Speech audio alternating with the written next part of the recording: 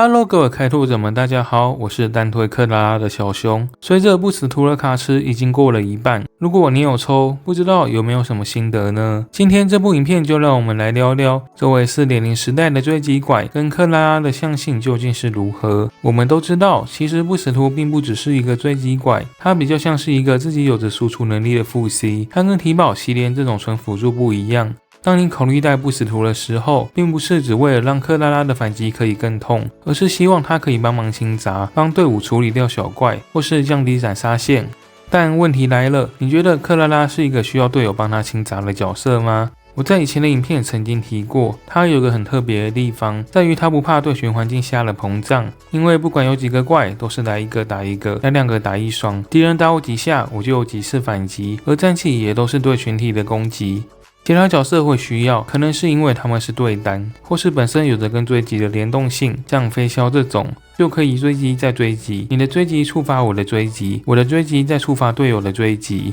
而克拉拉雖然反擊被視為追加攻擊，但這只是代表這個傷害視為追加攻擊，他一直都不是追擊隊的成員，機制跟追加攻擊本身沒有什麼太多的聯動性，這點早在2年前托帕登場的時候就談過了。所以你可以發現，當遊戲在推追擊體系的時候，對於克拉拉的提升都是差強人意的。單純的提升追擊傷害這種 buff 吃得到，但如果是跟其他追擊角色的搭配，像是飛霄、木澤、翡翠、訓練3月期這種，基本上就只剩下整活的性質。克拉拉在實戰上搭配不死圖的時候，很常會有一個別扭的地方，就是隊友的攻擊要打在不死圖標記的4耳上，才能觸發追加攻擊跟回能量。但當敵人有好幾個的時候，如果是普通反擊，別人打我反擊在其他人上，就不關4耳的事，變成說你會很需要帶像是提保、藤荒這種追擊跟大招都是對全體的，這樣就會衍生出一個問題：克拉拉在帶提保跟藤荒的時候，因為沒有拉條拐，衝能超級慢，強化反擊的覆蓋率非常低，很多時候你都沒辦法讓他的擴散反擊打到旁邊的4耳。但如果你為了保證克拉拉的衝能覆蓋，帶上星期日藤荒不死圖的這種隊伍，玩起來就會覺得有點像是硬湊的。這就是克拉拉跟不死圖在隊群環境尷尬的地方。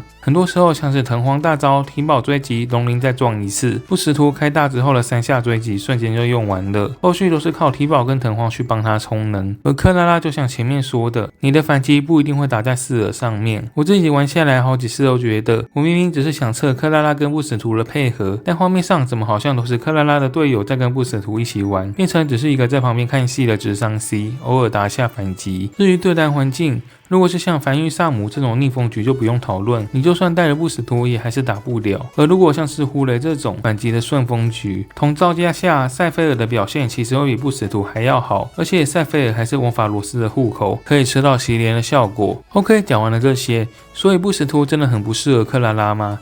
也不是這麼說，雖然說它在數值層面沒有特別亮眼，但在開局啟動還有後續的循環轉火層面都很出色。它不會像只跟鳥一樣卡大招的循環，也不用像洗臉開局會比較慢啟動，而機制給的降防跟易傷效果都是對敵方全體覆蓋，所以在舒適度上是及格的。以實戰成績來看，這期一項仲裁的騎士1，我帶不死圖會比用洗臉還要快很多，原因就是剛剛說的啟動速度，洗臉在開第一個大招的時候已經掉了100多行動值了。但你要知道一件事，對我有差不代表對你們也有差。雖然像這種環境，我只有帶不死圖才有辦法0T，帶洗臉會掉到1T，但這是因為我的練度，我全隊的輔助都是抽到1+1或2+1。克拉拉本體是攻雙爆46詞條，換作是其他人的克拉拉，不管你帶的是不是不死圖，在啟動這塊的差別其實非常小。就算 buff 覆蓋率高了一點，傷害不夠的話，原本打2T，改了不死圖之後也還是一樣的打2T。至於其他環境，說實在的根本沒有差。我前段時間上傳了幾部帶不死圖打各種高難的實戰，我不知道你們看起來有什麼感想。但以我自己拿其他輔助交叉測試之後，我得出了結論，就是不死圖在通關速度上沒有特別亮眼的地方。我們不談什麼大道理，實戰成績會說話。事實就是當我把不死圖這個格子改成其他像是花火的時候，打出來的成績幾乎是相同的，這就是尷尬的地方了。不死圖作為一個在 4.1 版本登場的追擊角色，但是在搭配克拉拉的時候，表現卻跟一個 2.0 版本的泛用同學拉不開差距，這就足以證明它確實不是克拉拉最需要的那塊拼圖。像主播我自己的小號，我把克拉拉所有能用得到的輔助都抽齊全了，但這個主要的目的是為了拍片跟實測。很多時候我都是在抽之前，心裡就已經有了一個提升會很有限的答案，但我都還是會照抽，甚至還抽上去1+1或2+1，因為我的目的只是為了給觀眾看這些角色跟克拉拉搭配起來是怎麼樣的，並不是真的為了提升它而抽。如果你是角色池已經有一定廣度的，可能像我這樣已經有二魂洗臉或二魂花火這種，你要知道這遊戲抽2個2+1的價格幾乎可以等於抽一個6+1了。今天就算你抽了3個4個1+1或2+1的輔助，然後想要看環境去做更換，